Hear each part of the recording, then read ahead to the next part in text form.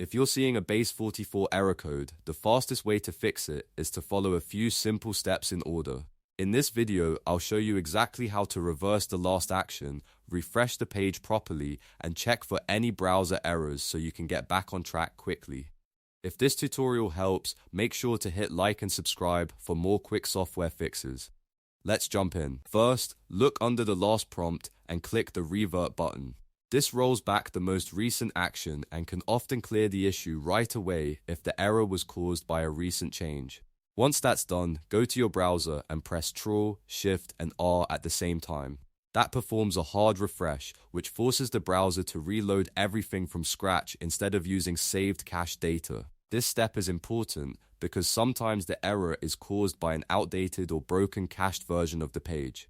After the hard refresh, press F12 on your keyboard to open the developer tools. In the console or errors section, check carefully for any visible error messages. These errors can help you confirm what went wrong and whether the page is still loading correctly. If you see any errors listed, that's a strong clue that the issue may be related to the browser, the page state, or a failed action that needs to be reset.